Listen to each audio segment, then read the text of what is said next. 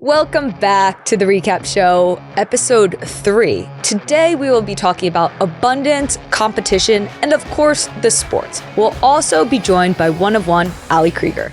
Let's get into it.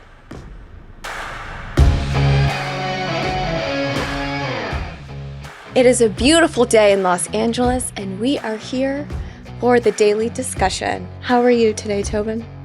You keep asking me. I like that question. I am great. Oh, good. Yeah. Nice to hear that. I'm excited for this daily discussion. Today, we are going to be talking about abundance mindset, competition, and the business of women's sports. And this is something that Tobin and I have both discussed and felt firsthand for the entirety of the building of Re-Inc., our business.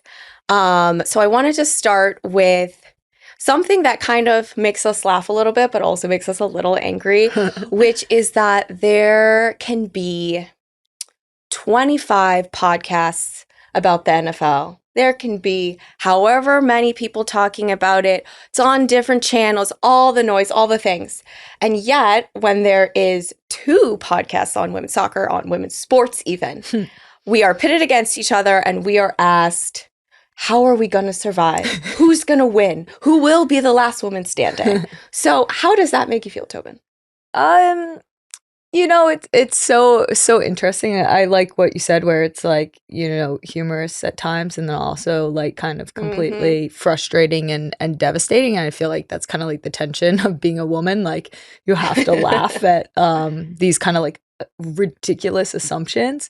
And I will say, like, just even looking at like where our podcast sits, like on podcast charts, where you're looking at, the top 20 sports podcasts, and it's like all men's, all pretty much the NFL or, similar, like top 3 men's sports, and then you have the recap show, and that's go us, thank you all. And that's like it's really cool. It feels really disruptive, but at the same time, like I want to see like the top 20, like I want to see like over 50% of that being about women's sports. Yep. And that's abundance, and I think that we've been lied to for a lot of our lives, where we assume that there's kind of like this table, and women in general get like one seat at the table, and that scarcity, and you feel like you have to fight for that one seat, and that's not a part of our culture, but we've been made to feel like that in kind of the landscape of business at large, and we kind of want to just completely like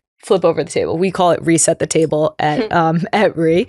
But what we want to do is we actually want to create just like a more abundant way of viewing what a table even looks like. Yeah, and I think it's the idea of tokenism, right? It's the idea that, yes, all of these male-dominated infrastructures, they do want a women's sports show. They want their one, and they want to check their diversity bucket. Like, oh, we have that thing that talks about women. Yeah. And that makes everybody feel good.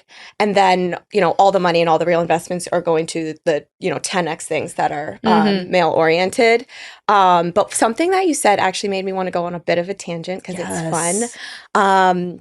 Actually, one of our advisors said to you that it's really, really tough to be fighting towards media equity in sports because the amount of opportunity that you have to watch women's sports is just, it's hard to find. It's not always there. It's not always on. In. Yep. But what this woman chooses to do is have media equity in her own home. Oh, it's so good. Which means that she's basically ensuring that in her home and her family, at least 50% of the sports that they watch are women's sports. And I thought that that was a cool thing and an equitable thing that all of you out there can choose to do that will lead to a different type of investment in women's sports. Yeah. And, she even spoke about how her son, she has a son and a daughter, how her son, when asked who his favorite athletes are, then he knows, like, he lists out a ton of women athletes because he's familiar with them. He sees them all the time. He thinks they're amazing. And that's fully a part of this, is having that type of exposure. Then you have that appreciation. And like, folks are just waking up to women's sports like it's this new thing, like that great women's athletes just all of a sudden started existing on this planet. And the truth is, we've always been here. You just haven't seen us. Yep. We're here. We're here. We've been here and we're still here. All right. So talk to me about just kind of the business of women's sports, what it was like founding a company. You know, Rink was founded back in 2019. We've been around for a while. How do you see the landscape evolving and the different type of players that have come into this space? Okay. Yeah, I mean, it's really fun. I think we started this business before this rush that is women's sports right now, which I think is something we're really proud of. And, you know, we hope that we are a piece of continuing to create what is now a swell. Yeah. And it's exciting. And you do see women's sports shows popping up. You do see our generation of athlete has played a really special role in this. Obviously, with the U.S. Women's National Team, we fought for equal pay, which extends across sport, but also our generation of athlete across sport is very entrepreneurial. And so you're starting to see businesses pop up. Yep. And especially, I think, the U.S. Women's National Team, because we all learn the same lesson of how important it can be to bet on yourself and believe in your own value. Yep. So now we are actually seen from the outside as in competition with a lot of these different businesses, which is really interesting for a couple of reasons. When it comes to soccer, we've already been in competition with these players our whole life, right? Yeah. So this is sort of our happy place. Yeah. And I think, you know, with the elite, it is absolutely a mentality of iron sharpens iron. So talk to me a little bit about what it feels like when people ask you about the competition, and when I'm talking about competition, I mean in the business of women's sports, and how you feel personally about competing. Yeah, it's interesting because a part of it like makes me like very frustrated that we're so small-minded in when we think about women's sports, that it's still like so small and there's only enough space for, you know, like one company, one brand in women's sports.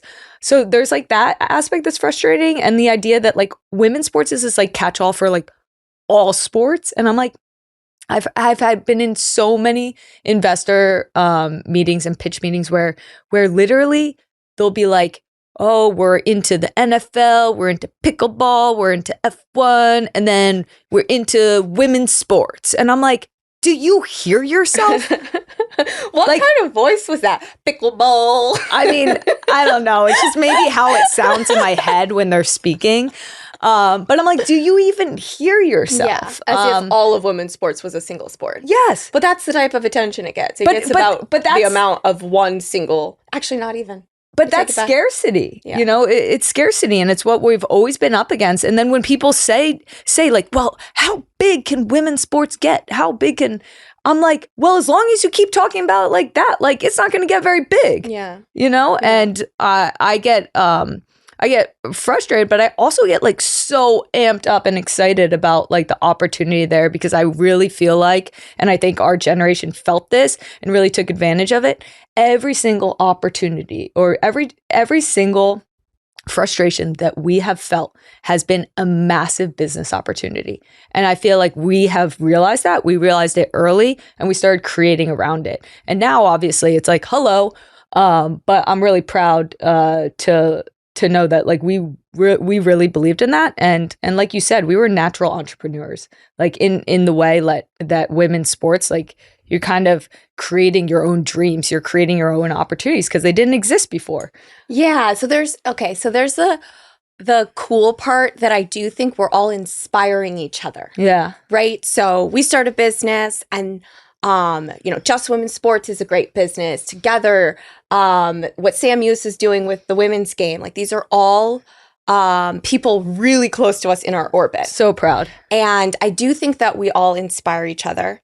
And I do believe in a rising tide. Mm-hmm. And I do believe that iron sharpens iron, right? Yes. And also, you know, when we get a question on a pitch deck, who's your competition? We always kind of grapple with that, because I think the way that we see this, and I think it is a more feminine viewpoint, is almost like potential partners and collaborators. And, Pinot's a great example of that. She's a co-founder of her business and she works really closely with Together. And so there's like a lot of overlap. And I think it is really beautiful and inspiring. But talk to me about those businesses and how they're positioned and how Ree's positioned and how that kind of like shakes out. Yeah, I think similar to what I said, where like women's sports at large is kind of like this catch-all for everything. I think the same is true about like the business of women's sports. They're like, oh, you have a business that has to do with women's sports. Well, it must be exactly like that other business that has to do with women's sports. That they can't even distinguish different business models because the point of exposure. Like they don't even understand them enough to understand that they're completely different businesses, completely different business models. Look, we're all like kind of occupying a certain space in media right now, which is really exciting coming from different angles. But it's that kind of frustration too, where it's like actually like there is a lot of uniqueness to the businesses. Yeah, and I'll say I consume content from all of them, right? So totally, like Together, I think they've really nailed like the cultural side. They're very documentary, very glossy. It's beautiful stuff. It's all of our friends. They got the t-shirt. We've got the women's game. Sam Ewis, oh my gosh, is everywhere. Is she ever asleep? She has an always on content model that I just cannot possibly ever imagine trying to replicate. And she just coached a team. I know. She's doing everything. Yeah. Just Women's Sports. I mean, we have so much respect for Haley, the founder. Rosen. And she's really like editorializing, dropping news, and really amplifying the wins that we're all having together. And I actually turn to all of them to understand different elements of women's sports, because guess what? It isn't just women's sports, this one blanket thing. Yeah. It's just as sophisticated and nuanced as it gets. Yeah. And I think the stories that come behind the sports are so important in women's sports. So we really welcome everyone getting the opportunity to tell stories, because we all have different perspectives. Yeah. And when it comes to Re, I think what we really are is a community. And I think all of our reimaginers here, it. We're building a community with and alongside our members and our community. It's a co-creation, and the content is feeding into that. Exactly. It's one element of it, but I think it's something really important and really special in sports. And we've always Tobin and I have always grappled with, even if we want to talk about this as women's sports or sports, because I think there's a world where the way that things have been modeled to date is that like men do something and then there's like, women are kind of like added on at the end. Yep. And what we're trying to do isn't just for women. Yes. It's not just women's sports. Like that's not what Re is. There's a space for that. So important. That's not Re. What Re is reimagined sports. And in that reimagined world, we're telling stories of women. Yeah. And it brings me back to the Audre Lorde quote about that says something to the extent of, can you ever dismantle the master's house with the master's tools? And it's a little bit of a stretch, but the general concept is, can we really create a safe, equitable, powerful space for women's sports if we're doing the same things that companies in men's sports are doing? Or do we all have the opportunity to collectively, all these businesses, all these athletes, collectively create a new space, a new house, a reimagined space where women's sports is sports and is creating the culture of sports and is having the same type of cultural impact that we have historically seen that men's sports have? Yes, yes, yes. Amen. Amen. And I will say that more competition, the better. I mean, the reason why the U.S. Women's National Team has been as successful as it is because our pipeline is as deep as it could ever be. There's the most amount of competition for, those few spots on any world championship roster. And that's exciting. Like, I will never be the best version of myself. I will never know my limit unless there's something better than me, unless there's something pushing me. Oh my gosh, I'm so glad that you went there, because all of you already know this about Tobin, but I just love to say it because, I'm a middle child.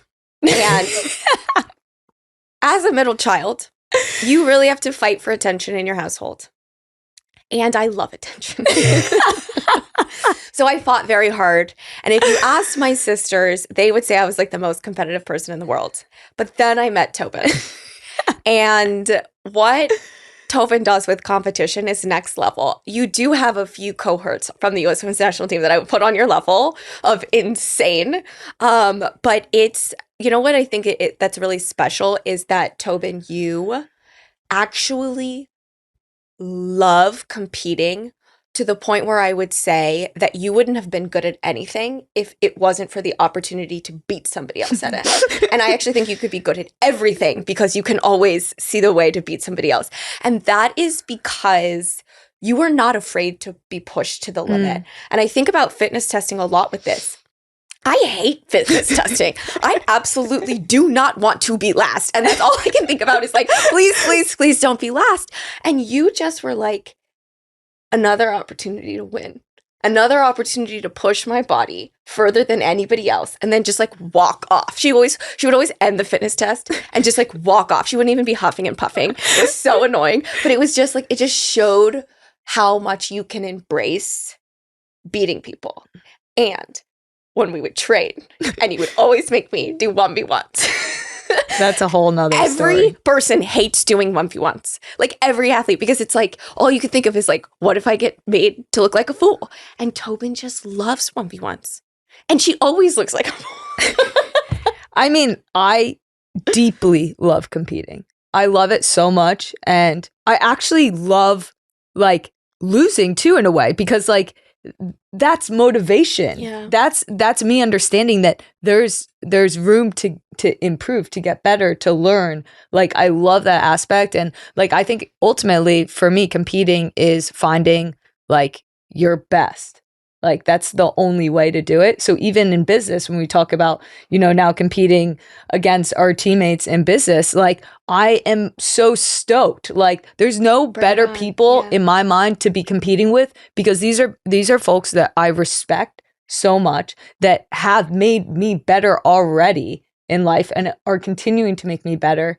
And that will only make the space more abundant, because I think with competition, which is what I think the biggest lie is, I think with competition is abundance if it's embraced. It's not scarcity, because I am the biggest, most abundant version of myself when I'm able to compete. I mean, it's so great. I think, like, to summarize, we are saying we can all collectively make this world and this space better together. And also, that is only possible because we will push each other to be the best versions of ourselves, and we embrace the competition that is innately there. Yeah. And both of those things are true at the same time. Yeah. And that's why this is so fun. And ultimately, we are all collectively competing against one thing. The patriarchy. And reimagining this world through the vehicle that has given us the most opportunity in this world to do it, and that's sports. Contrary to popular belief, dehydration isn't the biggest problem facing athletes. Overhydration is. Thanks to misguided hydration guidelines, you see lots of athletes overhydrate and dilute blood sodium levels, which can cause headache, fatigue, muscle cramps, weakness, dizziness, and more. Enter Element. Element has enough sodium, potassium, and magnesium to help you feel and perform your best. Plus, it has zero sugar and artificial colors. I love the way Element tastes and how it makes me feel. Have you tried the chocolate salt with coffee in the morning? Or sometimes, I'll also go for a little spice with the mango chili flavor before sitting down to watch a game. Element came up with a fantastic offer for us at the Recap Show.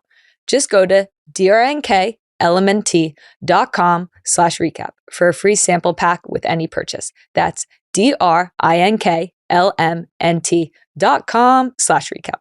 Also try the new Element Sparkling, a bold 16-ounce can of sparkling electrolyte water. And the best part is, Element offers a no question asked refund. Try it totally risk-free. You have nothing to lose and only electrolytes to gain. Big thanks to Element. Now back to the show. Tobin and I are honored to get to speak to some of the coolest athletes and reimaginers in the world. And today we are welcoming the one and only Ali Krieger. U.S. Women's National Team champ, NWSL champ, recent TST champ, mom champ, friend champ, The champ's champ. the champ. Let's bring her in. Let's bring her in. And we're welcoming Ali Krieger into the studio. Stop it. Stop it, but keep going. Stop it. Craigs. Yes. I miss you. Oh, we miss you too. both. Thank you so much for coming on. You have been everywhere lately. You are just like the TV personality of all of football in the US, which is not surprising. Well, I'm trying to keep up with you too, okay? So, Well, we love seeing you. It makes us at least feel like connected to you. We're like, she's talking to us in our living room. yes. Yeah. Yeah, you should only think that and assume that every time I'm on. Yeah. Just for us. Just for you And we too. always say like what she said Yeah. is right. Yeah. So we've enjoyed that. And Thank you're just you. getting started. You're just I heating am. up. And thank you so much for having me. It's been way too long. I know. I just miss our little hangouts and our Hangouts. dinners and Well, this is all going the to chit be chat. the easiest interview ever because you have the most incredible story. And I cannot wait to tell everybody, even though a lot of people know your story. They know. But we're going to get into it. Okay. Just like when we were at camp sitting around the dinner Yeah. table. Yes. The gals. The gals. Just the gals back together. We were actually talking about what you've meant to the U.S. Women's National Team, and I think to kind of like the world at large. And when we were thinking about your career, obviously, you know, the sports, you've done the sports like multiple times over. We were like, champ. That's how we introduced you. Yeah, actually.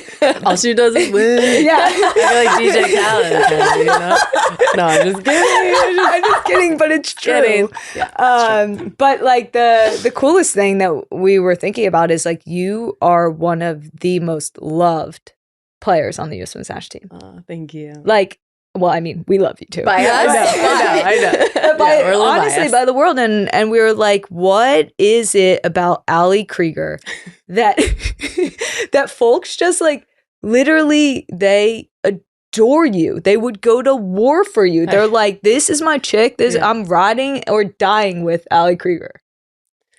And I think we've recently seen a lot of that too, and the support and just even retiring and through, this past year, it's been eye-opening to just me personally, because you don't really realize how often you really impact people's lives in such a positive way. And we all signed up just to play football, right? And just like show up and win championships and play at the highest level and have fun and love what we do and enjoy each other's company and be a part of a team, be a part of something bigger than ourselves. And you don't necessarily through that journey realize how many people you really touch. And I think this past year with me retiring and just everything that I've been through personally, I was so grateful that everybody just kind of, comforted me and supported me through a very difficult time. And on top of that, retiring is like, you're so scared of the next transition and the next phase. But I felt so much love that it might have just been a little bit easier for me to move into the next, the next phase. And it's so rewarding to get to this point, knowing how much you've impacted people in such a happy, positive way. And throughout the years, I tried to always connect with individuals at the games and fans, and really, I know part of it was to get people back in the seats because we needed them. We needed not only their money, their support, but like we needed fans in the seats to be able to win. Yeah. And feel motivated to do that. And so that was one side of it. But then also it's like, it's nice to just feel human when you're having an interaction with somebody and a conversation and a connection where you're sharing the same passion for the beautiful game. And obviously you meet a lot of people along the way that just personally have, struggled, but football brings happiness to them. And we can kind of share that moment. And so I feel like I've tried to connect with a lot of, fans and supporters over the years, and but you're really be like a human being. Yeah, but you're human. so interesting because you've got one part of your story that is really human in that it has not always been easy for you, and it's been very public, and I think people can relate to that, and I want to get into all the stories. That's what today's about. Yeah. And then there's the other side where you're like such an icon. You know, and when we were even prepping for this, we're like, what does everyone love about Ali? It's because you're such an icon. It's because like the people love you. They want to be you. They want to dress like you. And so you've balanced like this like confident living your best life with like the human touch. And that's so special. And I feel like that's why the community loves you, but it's also why we as your friends like can relate, because it hasn't been easy for any of us, you know? And I think there is that like, I love human, and I'm pretty sure that's what we like spoke about the most when we were talking about you. We were like, she's so human, and there's just an aspect of you that people connect to and relate to. And I think a lot of folks think that all of our journeys are like these like magic, like linear rides to the top of winning World Cups. And I think like what you had shown throughout your career was this insane amount of resilience. You know, like, yes, are you a winner? Absolutely. But yes, do you hit bottom and do you skyrocket back up to the top? Like that kind of resilience. And I think that's the humanity in like what we do and what I think people have vibed with. And I want to like talk about. I know what that smile means. It's story time. Story time. I don't want to cut you off, but I'm just going to interrupt you there because I just want to make sure that people understand, like, over the years, and this goes for you as well, and all our group, I guess I could say, our crew, because we were so bonded, because we shared the same core values or similar values. That we're footballers, but it's not who we are. It's just what we do. And there's so many more layers to us as individuals. And I think, you know, peeling back those layers is really difficult over the years. But this job and the sport that we love so much is really hard. And it's not easy to, you know, I should say it's easier to get to where we are, but it's so difficult to stay here. And I think over the years, we've just, with all of our support, we've like really tried to help each other just be better and thrive and enjoy we it made along each the other way. better, you know, through like these conversations, and even the conversation like today. The moment that I kind of wanted to go back to, and we didn't have you on, but we spoke about you a lot during NWSL Championship edition of the show. And so talking about our crew, you know, obviously we've had like, you know, such a strong like national team crew, like a group of us that like just were so bonded. But there was also an aspect of a whole nother crew that was the crew that took the path less traveled.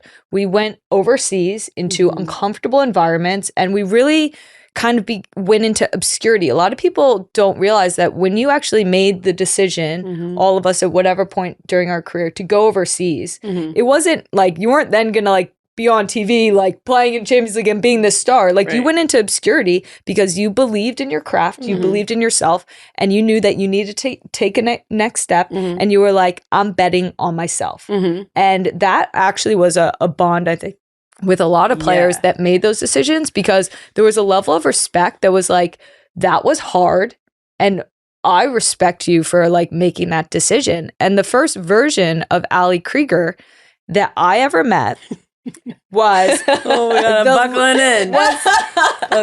Buckle in was the low bun Ali Krieger. Low bun, parted down the center, really tight. Sometimes with a twist. Sometimes with a little twist. If I was feeling it. Yes. She always had a personality. Yeah, a little spice. And it was funny. We were in camp together, and you know, you were like, you know, oh, she's playing in Germany. She came over, and this was like the first time I had been introduced. And I remember we were like in the weight room, and this is like, I'm like a little scrawny Tobin, and I remember like looking over at you, and you had these dumbbells, and you were like, this is my like, and like look at her arms, right? I'll put them away. And you were counting in German, like, I know that wasn't a joke. I swear. I think she's making this whole thing up. But it's a good story. I'm spitting out. But fluent in German, by the way. And I was just like, oh my gosh. Who is this bee? And why is she here? That was like my first introduction to you. And I guess like coming back to like kind of the mentality that it takes not just to get to the US Women's National Team, but to stay on the US Women's National Team for a long time. How would you describe your mentality and what was needed for you to be successful on the US Women's National Team? I think understanding that I could only control myself, which was my attitude and my work ethic. And I know I say that often, but it's honestly true. And have a good understanding, which I didn't at the very beginning. But over the years, you start to understand that not every coach is going to value you and what you bring. So you have to try to make it very difficult for them to ignore you. And so Just so true. I mean, and you just have to kind of, that's the reality. Yeah. No matter how good you are, you just have to understand that some coach might not like how you wear your hair. they didn't like the low bun. Maybe they don't want to see you resting on your knees and just taking a moment. Oh my gosh, yes. Maybe they didn't like the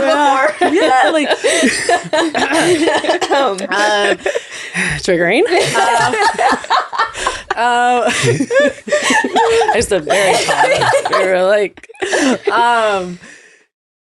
and you just have to worry about how you're going to show up because you can only control your reaction to everything. Yeah. And you don't really, you don't think that way, obviously, when you jump into the team because you're just like happy to be there. I'm going to give everything and we'll see what happens, right? It's like you're trying your best. Yeah. But then you get in there and you're like, what the fuck?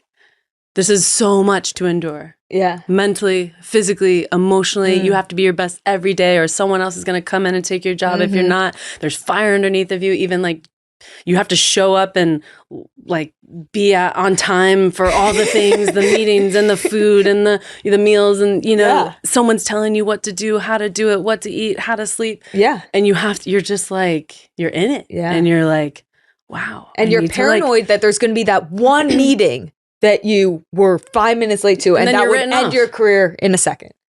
And if I'm not first to lunch, I'm not training that day. Yeah. Or, you know what I mean? It's not to that extent, but you're not taking like your nutrition serious. Like that. It feels for sure. like that. So it's like mentally like, whoa, what am I in? This is crazy. This environment is so intense.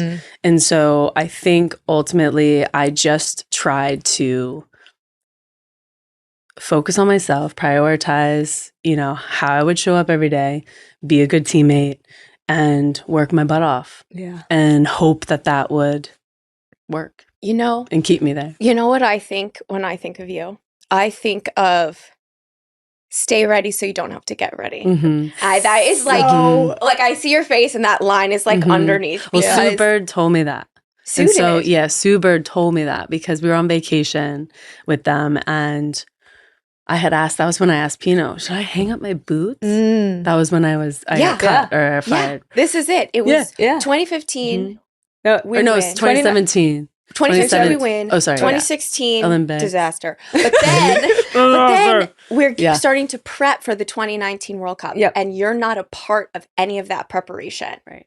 And I think what I actually love, and I say that about 2015 because it was like you were such a big part of us winning that it like made no sense to any of us what was going on, right? Because we were like, this is our rock, right? Yeah. And we all felt like you could have been in there, you should have been in there, we wanted you in there. And we would still see you. We'd see you around. And what I loved about you during that time is you were mad. Like I relate to that because I feel like sometimes we have to always pretend like we're above it and we're like fine. And you would just literally be mad. You're like, I want to be in. I believe I'm good enough to be in. And I'm pissed that I'm not in. And you use that to fuel yourself to what is a very storybook ending of you making the team, but not just making the team to ride the bench. You made the team and then you end up going in the World Cup final and playing like a half of a World Cup final, which is like every single person's dream, right? To be in that game. Insane. But it was like because you stayed ready, you didn't have to get ready. And because you weren't afraid of letting your anger and your feelings and your emotions drive you. I felt like that was the Ali Krieger that actually got to the next level. Thank you. And that was such a core memory of mine. Like, I mean, also like very difficult because I didn't know how the team was going to accept me again. It was this weird, like I've missed out on 2 years. The team changed. The team changed and the way that people operated within the camp changed. And so I was really nervous. So I felt like a rookie. Yeah. I felt like, okay, this is my first time. And I'm like a 98 caps, Yeah. I'm like, oh my gosh, you had 98 caps. I remember. Yeah. When I'm sitting there thinking like, I've been here forever. I mean, who are all these young kids? But I felt like I was new. Yeah. And so that was also really difficult to kind of, mentally prepare for. Yeah, that took so much humility though, because I remember the very first training session you were back with the team. You were the best player on the field. You came out with the most amount of energy, intensity. Like we were all like, wow, we've been sleeping. Like this chick came to play. This chick isn't now just happy to be here. This chick's coming from my spot, and that was like, that takes such an insane amount of humility, but just like, I deserve to be here. Like you saying and like you proving that, like a day in and day out in the NWSL, you proving that, saying like, well, if I'm not going to be able to play there and prove myself there, I will for sure prove myself here. Well, because we all know, like, you're going to show up who you are no matter what team you're on. This is me. So if you don't like it, okay, then that's your loss. Listen, you need me more than I need you. Yeah. That's my mentality. Yeah. So like, I'm going to always be the Ali that's going to be, it's not like you turn it on all of a sudden when you're with the national team. It's like, no, I want to win in club too. Yeah. Like I'm going to take your spot every day too. Yeah. Even in training. Yeah. So it's like 5v5. If I lose, I'm like nonstop thinking about it until the next time you play 5v5. It's like, I want to win everything. And how do you stay in that zone in the face of rejection? Like even, for people who are not in soccer, like for me, it's like a triumph of spirit that like when someone was saying to you by not calling you in, you're not good enough. Every single day you were like, yes, I am. And I'm going to show it. Yeah. But you know what? I never got that. It's like almost ending a relationship without any closure. And you don't really understand the reasons why it ends. That I relate that so much to that experience because I never got an answer. I never got well, what can I work on? Yeah. How can I improve? Why am I not there? Yeah. What am I not doing that you want to see? And I never received that information. So you didn't absorb it. So I didn't even absorb it. I was like, okay, well, like, what am I doing wrong? I had to like ask other coaches, what do you think I should be doing in order to get back to the team? Yeah. Or, and trying to just control, listen, I know my distribution could have been better. I know my connecting passes could have been better. I know maybe getting forward, up and back wasn't as often as, it used to be in 2015 or so on and so forth. But it wasn't that I was, worse. Yeah. It just, I adjusted my game a little bit. So I didn't have a good understanding. Yeah. So many players though would have just taken that as rejection. Like Kristen said, I can tell you like 90% of players that don't like came on the national team, maybe a camp, 2 camps, maybe a roster, maybe one world championship and heard that, didn't get called back in, said you're and just assumed like, well, I'm not good enough anymore. That's it. They turn off the lights. But for you made them brighter. You were like, no. And like, I feel like that's the difference. That's the difference in like the 1% that we're talking about that you are. But I feel like you both have that too. You just like it's like a Bunsen burner inside you, where you just keep turning up the flame. God, I love this. The more they try to turn it out, and I'm like, girl, you're just revving my engine now. And I kind of apply that to everything, which a lot of people saw this year. But like, really I'm just like, bring it. But I think a few people know too what you gave to the rest of the team, having that fire, because I remember there was a quote that you said at the 2019 World Cup where you were like, we don't just have the best team here, we also have the second best team here. And you created a level of protection for us, knowing that there was a whole team in between us and the whole world. And that was Ali Krieger. That was the space that you gave us, knowing that you pushed that first team so hard to be the very best that you gave us a space to truly be the best. And then having that moment in the World Cup final when you played right behind me. I mean, sad that Kelly got injured because she was brilliant, and we all think the world of her, and I never want to see that happen because concussions, we all know, specifically me, is like so difficult. But stay ready. I think it was somewhat a destiny moment. It totally was. And thank you for saying that. It's really sweet.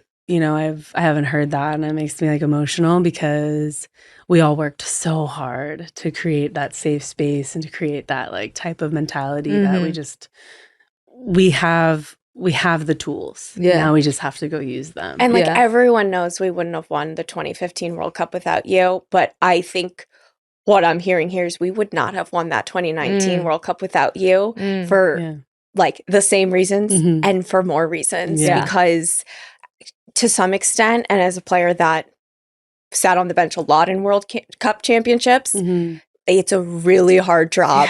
It's a really hard job to support the first team and to be ready when you got to get in the game and then to be ready when you're not going in the game. And, you played every single role in the national team. So beautifully. Thank you. Thank you. It means so much hearing, especially from you both, who I respect and appreciate and value. So thank you. It means a lot. And, we would do anything for this team.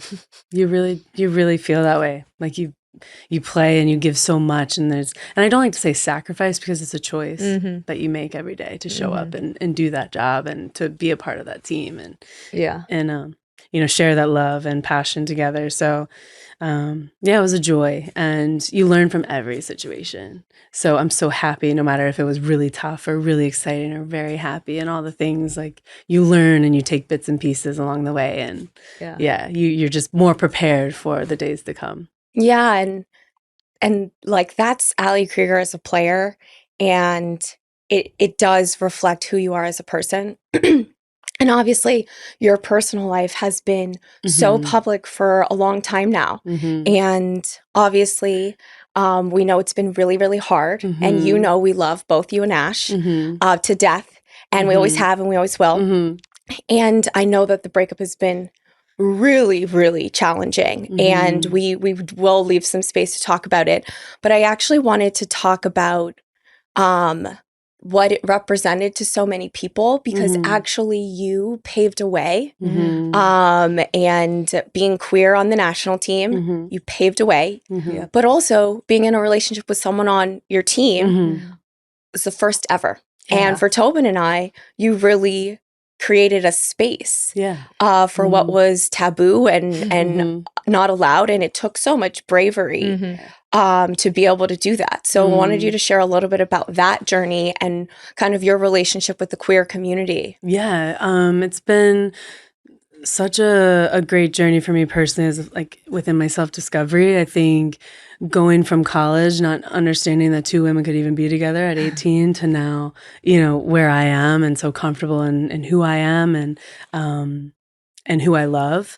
And I think that journey, I don't want to say when I went to Germany I was running from something, but I think I needed to go somewhere away from family and friends to really sit with myself. And sit with myself and not feel lonely, but also sit with myself and really discover, okay, like what is this feeling that I've had all along? This like aha moment of why I might have been so prude in high school or might have not have, thought of myself in a certain light. Like, I think I needed to really sit with myself, go explore, meet new people, culture, food and all the things, a new league, and just do a bit of unlayering and like self-discovery and really dig deeper to have a better understanding of myself. And I think that's what I did there. I learned a new language. I had new friends. I could be whoever I wanted to be. So it was kind of a new lease on my life. And I think that's why I loved Germany so much and that experience, and why I stayed so long is because I related that to me kind of blossoming into my own. I completely relate. I have to leave the country to truly be myself. Not that I was running, right? But I was like, I need a space where people aren't telling me this is what you need to be doing. This is who you should be with. This is how you should be acting. Like I needed to go away and not have all that noise. And you obviously can relate. And then coming into a national team and meeting, back then, my best friend and my person, it was somewhat of a first girlfriend type of vibe. Maybe like I dated a few other women before, but I felt like, whoa, this is like someone who I can see in my life for a long time, and this feels different. And we became like obviously so close. The first year was just the best friend moment, and I was still living in Germany, and Ash was in, I don't know, it was Western New York or. Besides the point, we were just distant. So we formed this foundation that was like a friendship foundation, which I thought was super healthy because I think you need that before you enter into like a partnership and a relationship because, you just have a better understanding of how you operate, your core values, and like if you really want to take it to the next step. And that's what we decided. Years go by. We had told our friends and family, obviously, that was so important. But I didn't sign up for my relationship to be so public. Yeah.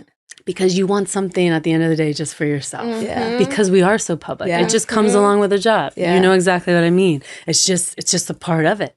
And you don't really have control over it. People start talking, the social media, all this stuff, and you're just like, wow, I'm already here trying to just perform for my country, play the sport that I love, win championships.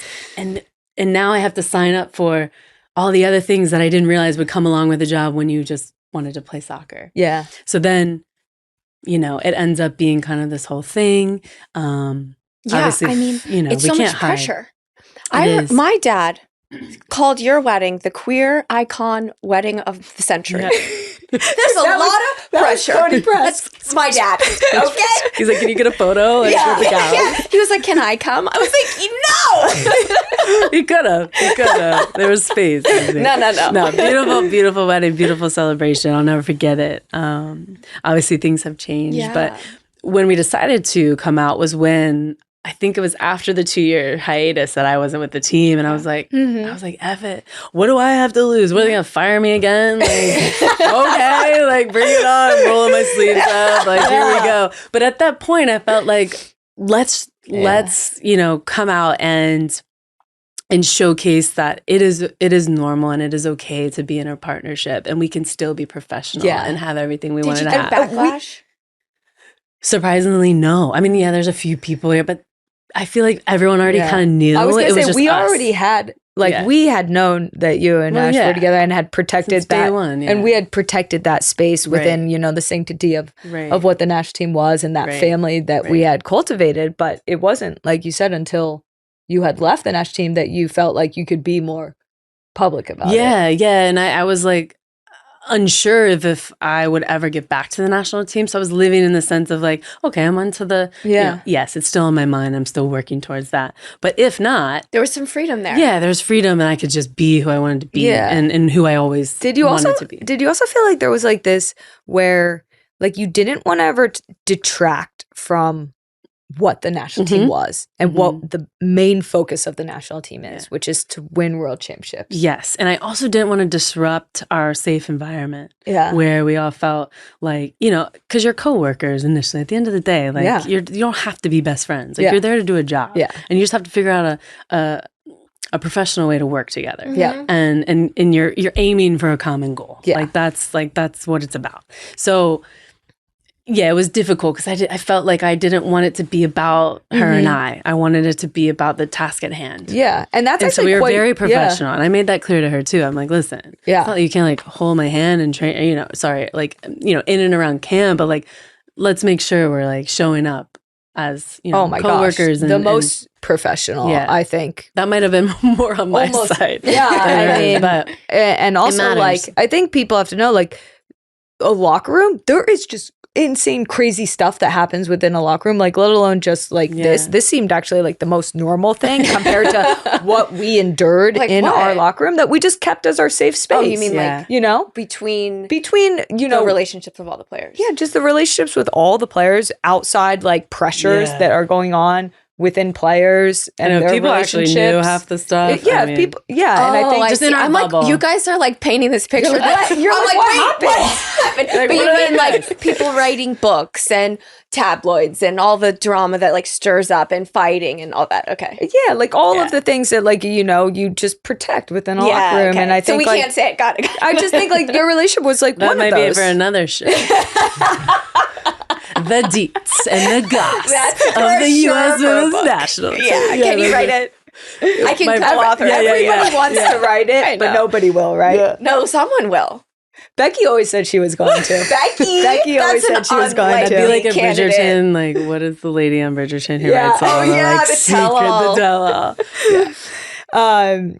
But yeah, so like you did become like public, but then you came back on the national team. Yeah, I was like, yay, everything's great. No, I think it was when we got engaged and we knew that it was going to be, people were going to see the ring and like it's the whole thing. So yeah, we had to, we felt like, not like it was an obligation, but you know, it's a certain responsibility, not only to ourselves and our family and friends, but like this is our life. Yeah. So like, this is us, this is our family, and this is what we're doing.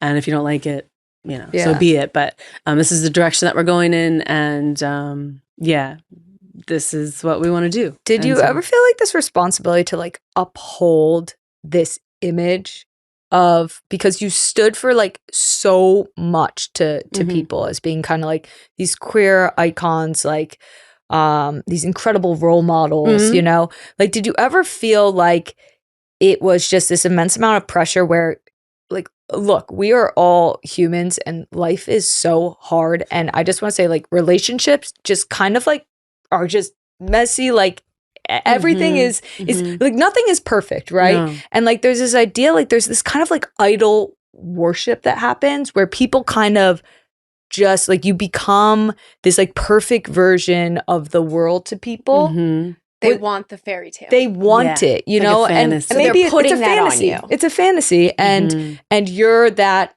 like image. Like, is that a lot of pressure? Do you feel like you have to uphold that image, that you can't be? Yes, somewhat yes, but on the other hand, it's like actually this is my life. This is like who I am day to day. This is like me living my life, and so they might think of it as like a fantasy and a dream to like, I don't know, that we're this, you know, partnership and we're this couple and we have to, you know, we have this image and all the things, but deep down, like, I'm like, this is me every day. Yeah, in front of the cameras, it might be a little bit different because, you know, you go home and we Instagram it. Yeah. You know, you're actually like sitting with yourself and have to like, you know, be okay with that and who you are. So that's difficult. But I think there is a certain responsibility for us in this light to really make sure that people understand that, you know, living your life authentically and organically and living your truth is the most important. And that's what I would want people to see rather than, you know, they have everything great and they're always happy and, you know, this perfect image of what is just not true. Yeah. But it's so... because we're human. Yeah, it's so true. And I'll say like sitting here with you today, I feel how your energy's shifted. You seem so grounded. And it seems honestly like you've done a lot of like work, right? Yeah, a lot of work. And a lot of therapy. A lot of therapy, right? A lot of inner searching. But the way you even talk about like sitting with yourself and your relationship with yourself, it's really, really powerful. So obviously last year you got separated and you retired. You also won a championship. And it was just like a year of change. Yeah. And turmoil and intensity. Highs and lows. Yeah. And it seems like you've kind of reimagined or reinvented your life. Yeah. How'd you do it? How do you feel? I feel great. I feel like, I've said this before, but I feel like sometimes you don't understand when things happen. In the moment, but then you can have a better understanding of it later when things start happening. And, you know, a lot of positive things have kind of come into my life and within the years since that time. And I think I never would have known that could have happened if I were still in the same situation that I was. And I think the universe has my back, and the universe has sent me a gift, and I've manifested a lot of these things as well. Just sitting with myself and wanting certain things to come into my life. And I've done a lot of that this past year. So going through and hitting almost this rock bottom, even though I didn't let myself fall completely, because I said, I can't control other people's actions. I can only control my reaction to their actions. Wow. And I want to win. And I want to have a great retirement, and I want to help this team be successful. So however I can do that, I need to just leave this. And this is why I think I've played so long, and you can probably relate. But you can leave all the shit off the field, and you can just go enjoy for the 2-3 hours that you're on the field, and you play free, and you're focused, and you're having fun. You can escape. Yeah. And I think that's why I hung on for so long. Yeah, I could still play, and it was like fun. Of course, you start to change. You're just like organizing it in the bag. You're good. Okay. That was a whole nother topic, a whole nother sport. But you start to just want to organize, and so my game slightly changed. But I think ultimately, I didn't want anything to get in my way of what I wanted for myself. And and I'm not saying it wasn't the most difficult year of my life. It was the most difficult experience I have ever been in, and the most difficult situation out of anything I've ever been in. Because I think I started to grieve the fantasy that I had envisioned for our life. And the fantasy for our family that I had envisioned. And that was difficult. Once again, we talk about destiny. And I think it was my destiny coming out of that like a phoenix and, the ashes. Oh my gosh, you're such a phoenix. Oh my gosh. That's the perfect description for you. But I think that was me in that moment. And I didn't want anyone or anything to ruin that. Yeah. And the team deserved me at my best. Because they had nothing to do with anything that was going on. And I tried not to bring that and project that onto the team. So that was even difficult, because every day I just wanted to be like, I'm so fucking mad, and I'm crying, or I'm this, or I'm that. And I left that. So I would come in, I would take a deep breath, and be like, all right, I'm going to be Ali today, and I'm going to be the leader, and I'm going to be this, and just make sure everyone's good. And then once I leave, then I can, exhale. Yeah, that's incredible. Of course, Ali Krieger won. That is the resilience of Ali Krieger. If we were to bet on Khaled. Don't you love that? I love that. So good. But if we were to bet on that, I would never bet against Ali Krieger in a tough spot. The best. Yeah. Our Phoenix. She's our Phoenix. It felt different for me this year. It felt, when the team came over, after the news came out, the team came over to my house till 2:30 in the morning. Sorry, I won, but we won, so it's fine now. But they brought wine and flowers. We were doing YouTube videos, and I'm trying on outfits. Making them or watching them? No, watching them. Can you imagine? Wait, I want to see. I would have been ladies, I'll see you too. Ladies, just give me the bottle at this point. I don't want to be watching that. What is this? So good. They came over to 2:30 in the morning, and we just had the best night, and I felt so supported. But that was why we won. Yeah. It's because the culture in the locker room. It's not always, we weren't the best team. Yeah, were we skillful? We were.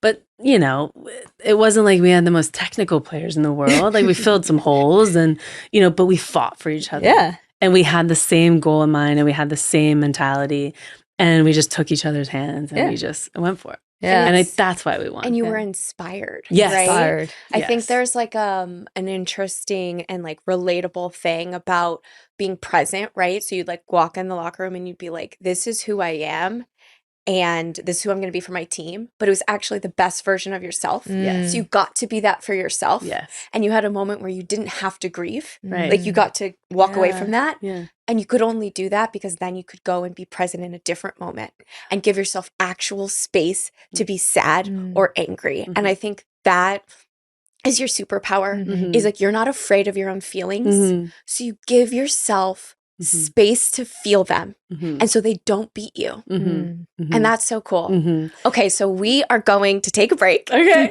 We're going to take a break. Okay. And we're going to be back with more from Ali Krieger. Don't go anywhere. Oh my gosh. What's up, fam? We are back, and it's time for everybody's favorite segment, Community Questions. Robin from Los Angeles asked, this is for CP and is a very important question. How are you going to wear your hair for games? And who will be responsible to make that happen? First of all, I would like to say, nicely done with the dramatic read. Thank you. Yeah, that was well done. And then secondly, I have not thought about that, Robin. It's a great question. It is very important.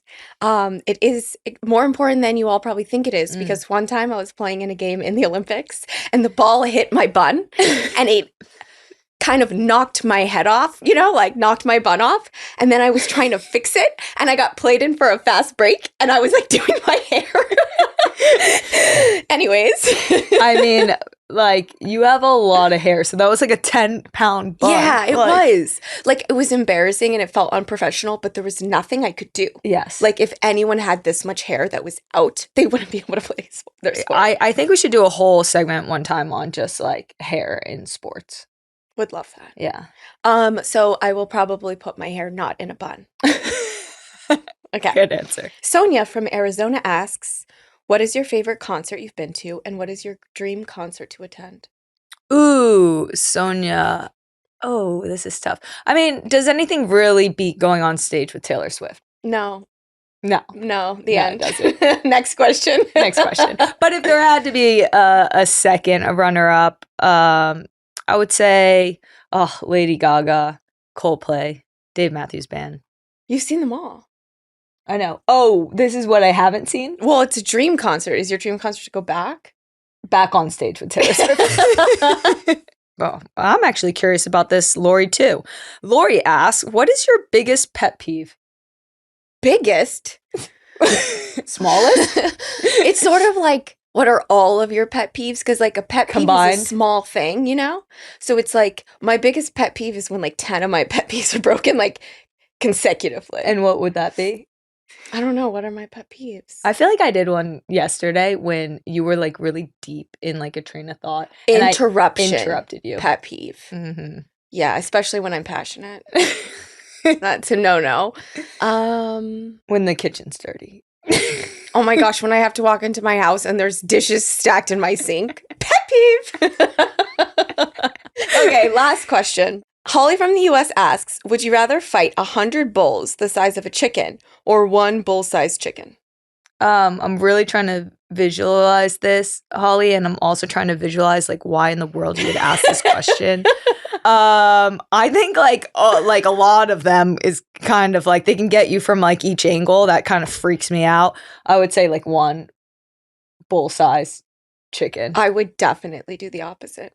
Like, imagine the size of the beak of a bull-sized chicken. It could just eat you. But it's just one.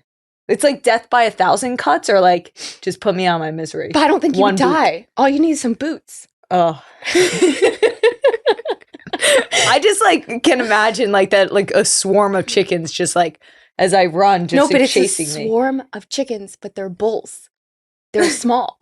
No, they're small bulls, but they're the size of chickens. Oh, they're bulls. Yes, or you get a chicken. Oh, that's wow. huge. I get what you're saying. Yeah. Now. Well, it's not what I'm saying. It's what Holly asked. I think little bulls could be kind of cute. Yeah, exactly. Okay. But you might have to stop. I could be like the shepherd of the little bulls. Thank you all so much for your questions. If you would like to get your question on the show so you could be shamed by Tobin, then you can join our membership, our Ring membership. We take questions every week from our community, and our membership is poppin'. It's the coolest community in sports, and members are in Respace each week, recapping the recap. So they're talking about the show, digesting, getting all their favorite bits. So it's a really cool place. Check it out. So with our friends at Ally Financial, it's important to talk about why money matters in the women's game. Well, let's just get straight to it. Are you making more money now than when you played the soccer? Yes. That's incredible. Yeah, it is. And I'm very, very thankful and grateful. So, but like keep it coming, guys. So don't stop. I'm open for business. Just in the most professional way. Sam! That was Dan. That was Dan. Not Ali. That was Sam. Oh, yeah. Talk to me about kind of that landscape, because obviously I'm sure you remember when Abby Wambach stood on the stage with both Kobe and I think Peyton at the ESPYs, and she said the realities of our retirements look very different based on, obviously the amount of money they were both leaving the sport with. Right. Like, talk about what that's like right now, currently, like in our landscape of sports. Yeah, it's difficult because you work your entire life and you try to provide for yourself and your family and you keep a roof over your head and this is your livelihood. This is like how you move day to day and you try to save as much as you can. And, you have to prep for, unfortunately, when you retire, you have to prep for the next job. Yeah. It's like you already have to have that in your mind. Like, what am I going to do when I retire? I got to start working now. It's getting close. Yeah. You have a few years. You got to start setting yourself up and think about the next step because you could get there and then it's like a lot of our former teammates have struggled because you get to the end and then you're like, oh, well, now what am I going to do? Yeah. How am I going to make money? Am I going to go, I don't know, just move into the next phase or passion. And it's not that easy because the transition's so difficult from only doing one thing for 30 some years. And that's all you know. Yeah. Yes. And I'm not saying so that. different than what people think when they think about sports, right? You're preparing while you're playing for your next career. Right. And you are being valued higher now, right? Which you are incredibly valuable. I get it. But then when you were playing and you're one of the best players in the entire world, and that just shows to me that the game itself is not valued. Yeah. Yeah. I mean, now we see, a little bit of change. It's changing. Yes. In a good way. Yeah. We want it to be more rapid than the change. We want the rapid change to be so much more rapid than it actually is in the moment. But it's getting there. And I think because of the work that you have done, we as a team, I know, but spend so many more hours than I did doing that. I was like, yay, I'm here for support. What do you need? Do you need some drinks? Do you need some snacks? I'll be right outside the door. Yeah. Of course, we all share that and but I'm just, I'm all jokes aside, with all that work that we put in and then having to win on top of that. And then now continuing the work because it'll never be done. On your show, on other shows, in my, profession now, we're continuously talking about equal pay and the disparity between, us and our male counterparts and just with everything. I mean, merchandise and, just pay between players and then pay between clubs and salary caps here and then NIL and, I don't know. It's almost exhausting. Yeah. Well, I feel that something that's super obvious but not said enough is that we are playing and we actually are worried about money. It actually detracts from us being able to do our job because we also have to think about money. And we not everyone in women's sports, but we made enough money where we weren't excruciatingly stressed about it, but we still were financially planning and planning for a second career, et cetera, et cetera. And that is just working against the game. And so part of this segment, we want to celebrate making money. And we want to destigmatize the idea that we as women can make money. So my next question for you is, what is the most expensive purchase you've ever made? My house, probably. And why was it important for you to buy that for yourself? To provide for my family and I bought it with my ex. So at that time we were just about to get married. And so that was gonna be, home base. And we wanted to have something together that was ours. And that could create, space for, kids potentially at that time. And so that was probably the biggest purchase I made. And then just me alone when I, would treat myself, a little retail therapy moment. I don't know. I probably went to Prada and bought I don't know, like $10,000 worth of stuff. Like, oh my God, that is some serious retail shopping. Yeah, something like, I don't know. I was just like on one. I wasn't myself, clearly. I probably returned half of it. No, you didn't. But in the moment, it's like a dopamine hit. It was like, this is going to make me happy for 2 minutes. And I'm going to take it. Oh my God, I love that. And you can send it to my house. Real. I know. You know, I was like, you can send it to my house and I will get, I don't know, less tax. I don't know. I love the feeling when you buy something that you shouldn't. And it's like, you get the feeling of doing something really bad. Yes. And then you're like, good. And then you're driving home and you're like, oh, okay. Yeah. Well. But no, it's fun in the moment. Yeah. Ali, what a treat. Oh, thank you for being here. Thank you. I just love talking and hanging. And I miss you a lot. Yeah, we miss you too. So and I love just like sleepovers at your house. Yeah, you do. You're like, are you I'm still like, do you here? need anything? You're like, no, I'm good on the couch. Like, what do you mean? And I'm like, you sure you don't want to go to bed? You're like, no, I'm good. This is great. Just give me a blanket. I'm like, okay. Like, you're just very, Well, like a phoenix, Ali Krieger. She'll rise. Want more of the recap show? Never miss an episode by subscribing on YouTube and wherever you get your podcasts.